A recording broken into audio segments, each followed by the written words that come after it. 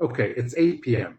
We're in Sao Paulo, and today is August 19th, 2026.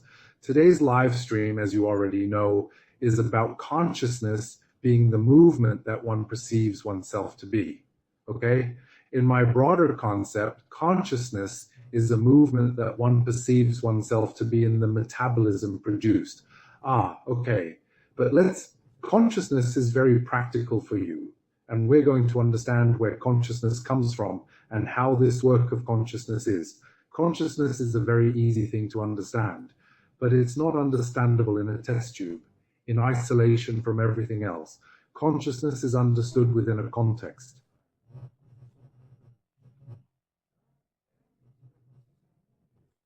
That's why it's a movement that can be perceived. Human consciousness is a movement that is perceived as being within the body, the human territory, the human within a space, within a territory, within an environment, within a biome.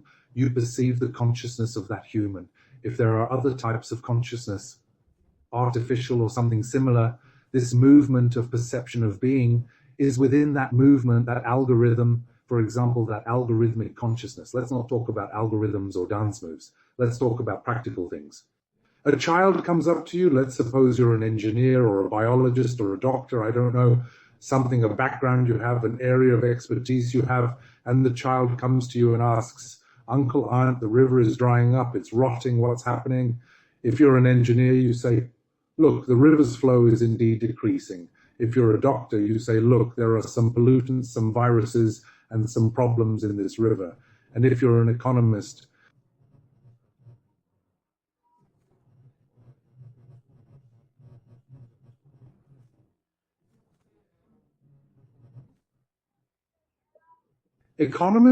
it's a more complicated thing. Look, the river's production is decreasing and it's being destroyed because an industry is dumping sewage downstream, it's mining. But the GDP is increasing. That's why the river is rotting. But the GDP is increasing. Did you notice? If we look at it from an economic perspective, how does the business work and how does excess production itself start to show these symptoms? What symptom do I have with excess production? One of the symptoms is that the GDP is rotting. And the economy doesn't see that. The economy sees an increasing GDP, not the river rotting. And we're going to talk about awareness. And there you are, standing there looking at the river that is drying up, the river that is dying, the river that is rotting. And as you look at the river, what would consciousness be? How are you looking at the river? If you are an engineer, you look at it one way. If you are a doctor, you look at it another way. If you are a philosopher, you will look at it yet another way. The perspectives are different. If you were born on that river, if you are from an ancestral people who were born, an original people who were born beside that river, you have a different consistency, you have different values, and the river is dying. So how are we going to understand what consciousness is? How can people see and be aware of this very object?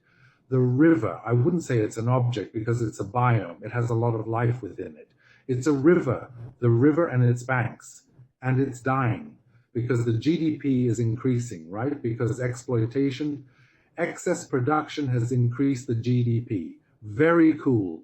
And the river is dying, and you're going to study what consciousness is. I have a definition of consciousness, not this one of consciousness and the movement that perceives itself, but I try to find a definition of consciousness that can be used in all areas of knowledge to serve as an analogy.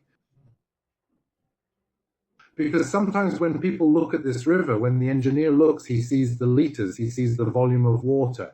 When the doctor looks, he sees if it's polluted, if it's contaminated or not.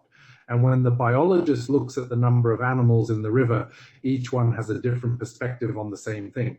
It's dying, so each perspective highlights a different aspect. Each area of knowledge has an approach, has its own jargon, so we have to place awareness in something that each area of knowledge can use with this analogy of what awareness is.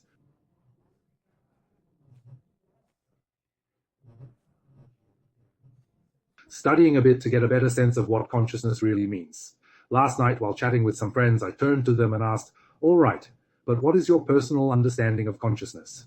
They looked at each other in surprise. Consciousness? Nobody asked me this, about what consciousness is. Look how interesting. We work with consciousness with the term consciousness, and we don't know how to define what consciousness is. And we think it's normal, have more consciousness. Consciousness is this, consciousness is in that. But how does this being consciousness come about? How does consciousness emanate from within you, within a body, a territory? There's flesh, there's blood, there are bones. You understand? There's a brain, there are neurons firing here and there. How does consciousness emanate from there? So I tried to create a model, which is the model I call 5D. And we're going to explain this today. Standing before the river, it's drying up, it's dying because we're producing excesses. Excess mining, excess soy, excess buoys, excesses. Excess that the population doesn't need. Excess for export, bringing in foreign currency for a few and pollution for many. Excesses. Excesses that bring a country to a standstill because another country increases taxes on this or that product, which are excesses. So it's an excess that will politically compromise us. There are other ways to move money and circulate money, the very creation of money, without excesses, with services, without the production of excess. But no, whoever produces excess controls the state in such a way that besides producing the excess, when someone doesn't buy that excess, the state goes and pays and forgives debt and things like that. So the excesses, the production of excesses is a problem in all Latin American countries. And we are looking at the river that is dying and drying up due to excesses of production or mining. And we want to define what consciousness is. And so I'm telling you that each area of knowledge will look at this river and you're going to measure it in a different way. Biologists will look at it one way, engineers another. So each area will have a different view of that environment. And if you were born next to that river, if you're from an ancestral community, an ancestral people who live there with the original inhabitants, that river already has other characteristics. And that's where I talk about the 5D model. What is the 5D model? You'll understand well today. The 5D model is this. When you're looking at and perceiving the river itself, the image of the river flowing, so I'm looking at the river, look at the river there, this image, this sound, that distinct smell of the river, it enters through my eyes, through my ears, through my perception, through the warm sensation. It flows into my body and creates a representation within my body, throughout my entire body. Representation isn't just about the brain. Representation, when you see the river, I'm reminded of the 7 waterfalls. The 7 waterfalls are gone. When I got close to that and looked, that volume of water, that violence of the rushing water made my heart race a little. So the river I'm seeing in front of me comes and acts on my body, but on my heart, my lungs, my head, my brain, my vision, my hearing. It comes and processes the data. I transduce what I'm seeing into my body. My body is here in this territory. The river is there. 7 waterfalls. That enormous thing, that thing that's almost frightening because it's so fast, I see it there. And it has an internal representation. So I take that thing that's outside and represent it as being inside me. But how do I do that? Because inside me, there are some perceptions, some pre-activated states that will understand this. Jackson, that's complicated, pre-activated space. It's like this. When I understand, let's start with the perception of the river. How do I understand the river? To understand the river, I have my eyes open and I'm conscious. I came to see this river.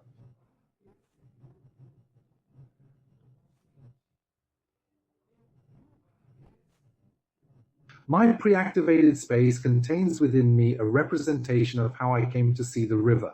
Upon seeing the river, this image enters me and creates a representation within my body. I call it 3D. What is 3D? It's my entire body, height, width, length. It's my lungs and stomach, all interoception, all representation within my body. So the river is represented within my body. The river with its sound, its smell, everything. It is represented in my body. I call this 3D space because my body is 3-dimensional.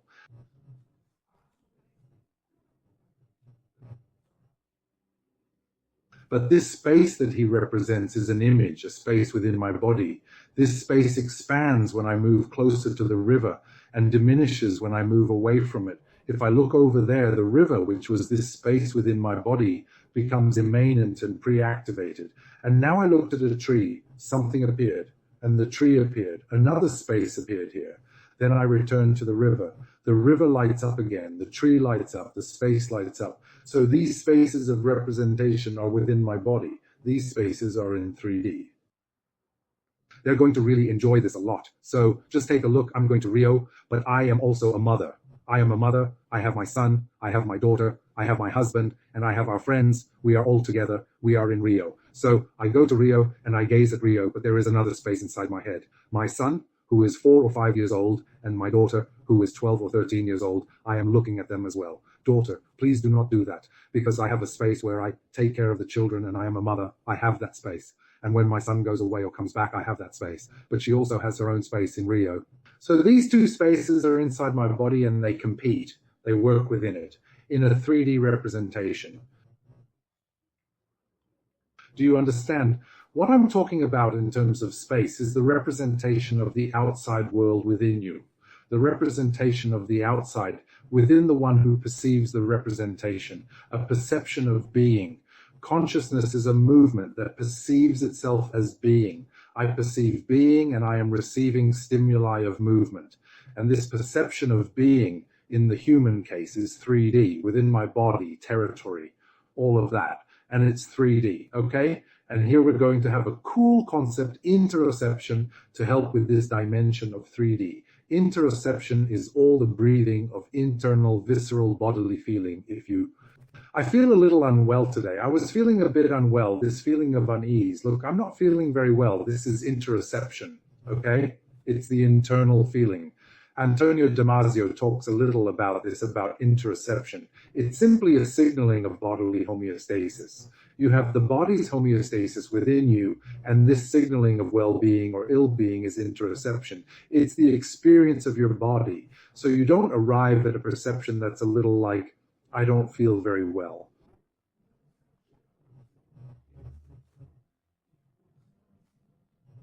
You don't define things very well, but sometimes you feel like you're breathing well. You see the river, that image of the river and the sound of it makes your heart race, your breathing change. Sometimes you start to sweat, sometimes not. That outside landscape enters and becomes part of you. And then I talk about the term Tekoha. Jackson, why don't you continue talking about interoception? Because words reduce us to a specific place. Interoception is more of a biological or neuroscientific word, and it's limited to a specific place. I'm looking for a word that's a little more Guarani, Tekoha, and I say the following.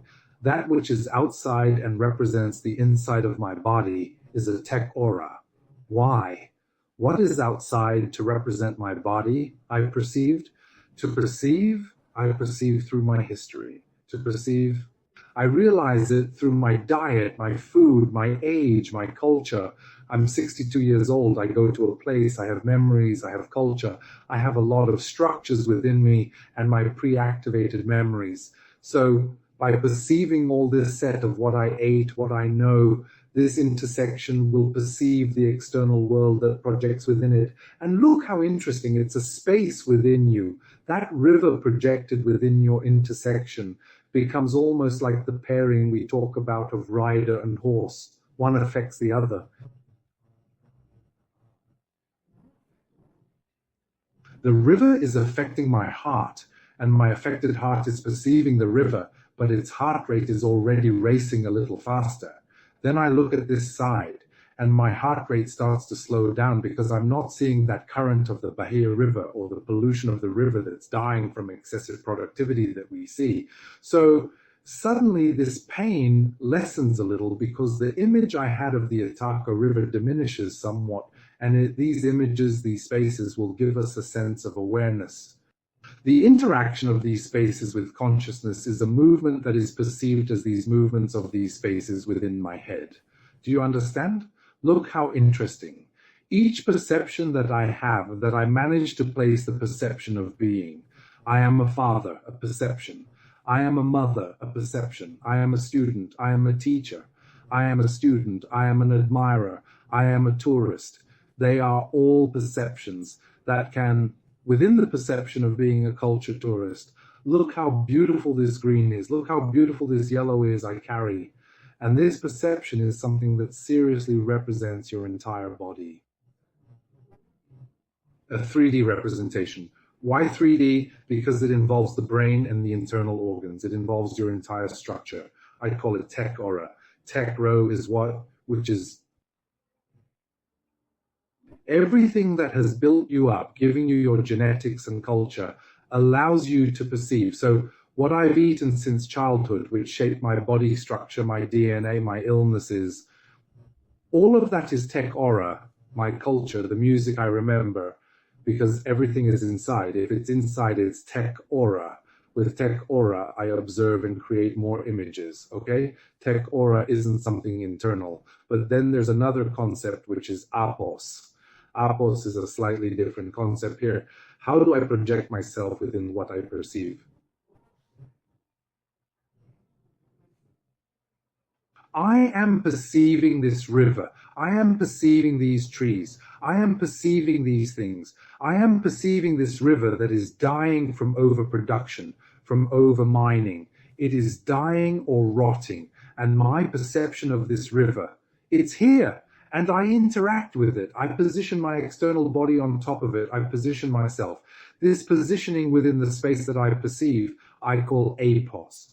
Jackson, why not call it proprioception? Proprioception is a biological thing. It's a neuroscientific thing. And in this jargon, it also involves a great place that the researcher won't be able to leave. I'm talking about APUS. APUS comes from Andean communities. APUS is that mountain that has something almost like the spirit of the mountain, something that has to do with preparing to walk on that mountain. So I take these terms, which are terms of ancestral wisdom, and extend them, and they serve as windows. Because if you study APUS, you'll see in that culture what APUS is, not what I'm talking about. I'm using APUS in an extended way. It is precisely your way of being in space that you perceive, the way of being in a space that you perceive, APUS. The APUS, which gives your way of being in space that you perceive, this way affects your interoception. And interoception also changes your APUS. So it's a dynamic thing, it's a bit convoluted, it's double going from one side to the other. And the most important thing about this is that the representation of the river that is inside you, the representation that you are mother or that you are father, that is inside you, it is dynamic, and the representation of the river itself, then suddenly the father grows, the representation within.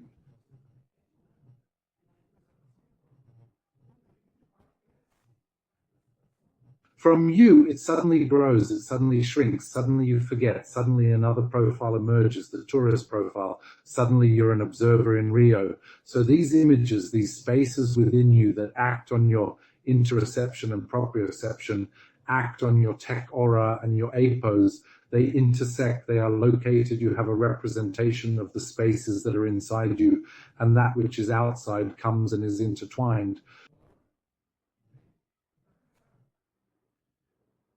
You change your vision and your perception of what's outside, and that changes what's inside. And what's inside changes according to the interpretation of what's outside. So that's the 3D change. At this moment, you have the representation of this space within you, which is the consciousness and movement that you perceive yourself to be. What movements? These abstractions that you have. It gives you the perception that you are a father, that you are a mother, that you are a tourist, that you are realizing now that you have to do this, but you have to take care of that. I have to do it now. I remember very well something I noticed when I was little. At certain times, I liked going to my parents' farm. They had mango trees, and sometimes it would rain, and there were mangoes I wanted to pick. So I'd go to the mango tree, and my perception of the space to pick the mangoes was one. And when I was running, I'd suddenly look. But the rain is coming. That's another thing. So there's competition. And this perception of the rain, which are the clouds inside, comes and gives me more space. It already creates anxiety because of the larger space and anxiety, a fear of what might happen. It's coming. Did you fight? I'm picking the mango. These are two things competing at the same time. Then comes the awareness of both. It's not just the mango and it's not just the rain that's coming. It's both. Because when I'm picking the mango, the rain is pre-activated in my perception of the rain. And when I'm looking at the rain, it's pre-activated. Pick that other mango over there too. So there you are in this interactivity. You are having both. And this representation within you is cyclical. For example, it depends on the environment you go to. If you are in a certain urgency, you're thinking the boat is sinking and help isn't coming. So you have a perception of the sinking and the lack of help. And you have this temporal thing. Your stimulus marks this space and this other space. So here your heart is racing, your breathing is rapid, and the boat is sinking, and help is taking too long. Why is it taking so long? Because you have a space cycling in relation to the other. This one is drying up many times, and this one isn't even appearing. So there's now a delay, a dilation of time, because, man, it feels like an eternity.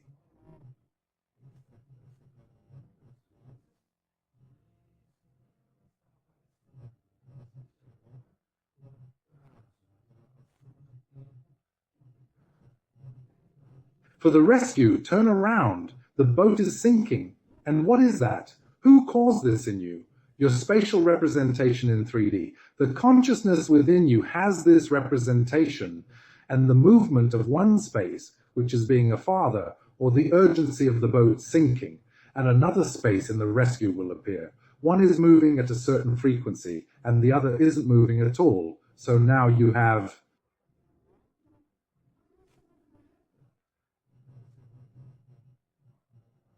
a dilation or contraction of time. Why? Because it's important for you to notice this. If you look at a clock, look at things, look at a calendar, the marking of time, the temporal marking. In the body as territory, you don't have temporal marking. You experience the duration of that space in relation to it. Do you understand? Look there. And here we have an awareness and the generation of time within your body. So it is your body that generates the perception of time, not the marking of time in a repetitive way or whatever. Your body generates this experience of time, of the duration of time in relation to the spaces that are represented within your body. These spaces increase representation, decrease representation. For example, sometimes I'm remembering the good things that happened with my father and me. My father has already passed away. And these good things happen sometimes 1 year, another year, 2 years. And if I focus, I always talk to him. His name is Alake. So did you notice that every time I talk to you, it's a unique moment from when I was little? Have you ever noticed that? He said, it's interesting. We always think we're having the same conversation. But this conversation has been replicated over decades. So we would sit down and start talking to him, and it had a temporal dilation that was my whole life in each new conversation. Do you know what that is? You'll try it with your mother, with your father, with your friend, what you've already seen, talked about several times. Consider that conversation unique. Every time you met that person as unique. And then there's this space of representation of all the other conversations you had with them. It's the length of time, so there are no more years, days. No, it's all together. It's just one conversation. What did you do with the temple?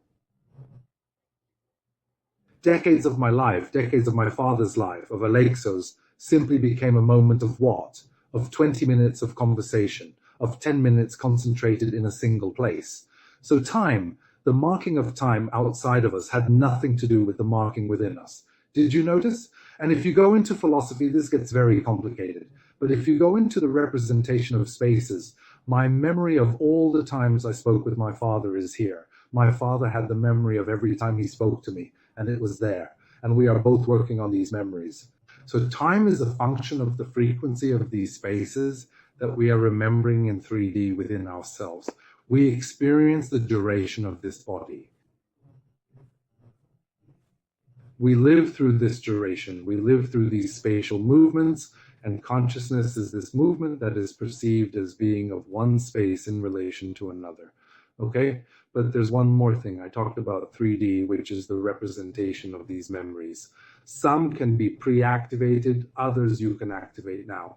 I'll talk in a while about how you can control a population. Controlling a population doesn't require giving the population new knowledge. You saturate the population with knowledge it already knows, the pain it already has, the fear it already has, the anguish it already has. It becomes saturated with those feelings. It becomes saturated with that information, and everyone's brain will be filled with those images. And fear, I don't know what, anxiety, fear of communism, fear and fear of communists. And with the brain in that state, the person will perceive this movement and will have this awareness. But what if the person stopped these stimuli that are coming and looked at real scientific data? It would change their consciousness. But why doesn't the person do that? Because they are saturated with data, with information that they already perceive and feel, and it creates a consciousness within them. It's a consciousness that will do such a thing, because whoever is sending these images to them is controlling what they want from that person, the meaning of that person. That's really cool. And it's also cool not to let yourself be massified. I'm going to repeat a phrase I really like. It's my own phrase, but I really like it. You are influenced by things you don't perceive. You are not influenced by what comes. What comes obscures what you already know and pre-activates your brain and your consciousness based on what comes. So you will comment on what comes. And the scientific or real things, you leave them behind. You will have an awareness of what comes. It is what comes that creates a movement that you perceive to be your consciousness. And it defines your vote based on what comes. It defines your attitudes. Now, with what comes next, because it fills your spaces, and that space where you give reality or factual things, what is truly true, stays back there. So it doesn't involve you, it doesn't enter your consciousness, because someone has already stimulated you through Facebook, Twitter, WhatsApp, television. Did you notice? And these spaces move. It gives you awareness, and with awareness, you take your actions, your decisions, your fears, your anxieties, and you pass them on. So how do you control a population? How does someone control you? By giving you an overabundance of known stimuli. This already gives you fear. This already gives you laughter. And the content I want to be the content, look fear, look laughter, look anxiety, look disgust, look pleasure. And your consciousness will be these spaces that have awakened in your mind. They're dynamics, and you have consciousness, okay? Along with that movement, there's also the qualha. The qualha is the color of things, the shine of things.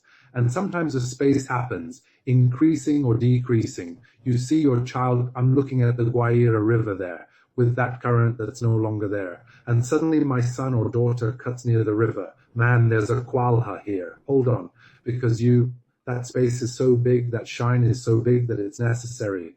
So your care goes on top of it. It's the shine, it's the quality of the thing, it's the prominence, it's the color, it's the shimmer, it's the pulse of things with greater intensity draws attention. So within our 5D vision, I have 3D. These are the spaces represented within you. There are pre-activated spaces, and there's the one activated now. These spaces are where you perceive yourself to be, where you perceive things. And movement is what gives the perception of time, and qualia calls you. The resource that receives the most attention is this means of communication. You can divert your attention from it, so you will control your consciousness. When you control your attention, if you allow every action to receive a lot of information, your consciousness is already being controlled by whoever sent the information. There's no way out. You cut off the information from that means of communication, and then you are already improving your consciousness because you are filtering sources of information, the information in your consciousness. I know the little cup sometimes gets very messy, but I think that's the idea I wanted to convey to you. You have the power to control your consciousness. When I said this yesterday, even a young man was there, 29, 30 years old, and he said, but how? It's simple. Before you do something and you want to have a more optimized consciousness, you have to remember the things that create spaces within you that increase your performance for that optimized consciousness. These spaces can be, if you're a pianist practicing, watching some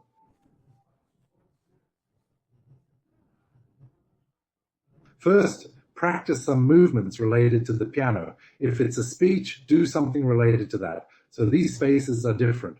When you have an idea of this 5D and this awareness, you will arrive at something that is important, and we conclude with that. The moment you arrive in front of a river that is drying up or dying, and you can observe the movement without taking away from those who live there the right to interpret it, look, you come, you observe the movement. This movement that you observe, which is the river, you have an awareness of it, yes, but there are other people who experience that movement within themselves, which is a different awareness. I am an engineer, I look at the river one way. I am a biologist, I look at the river another way. I have people who are experiencing something else when they look at that river.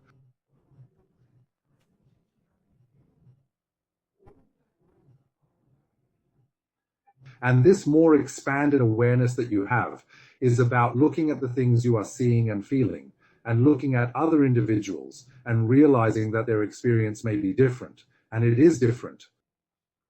So, faced with the same external movements, you have different perceptions, and each person has the right to interpret it in a different way.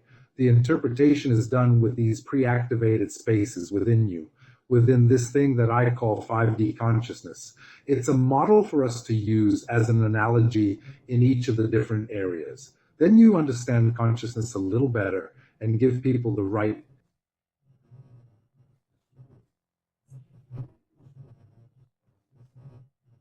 Theirs. Not my way, not your way. Folks, consciousness is a movement that one perceives to be. Everyone perceives it differently. Everyone has a different consciousness, and each previous representation of it, each stage it has and after it has, changes that consciousness in a different and important way. It's important to respect everyone and to respect ourselves in our differences as well. Big hug until next Wednesday.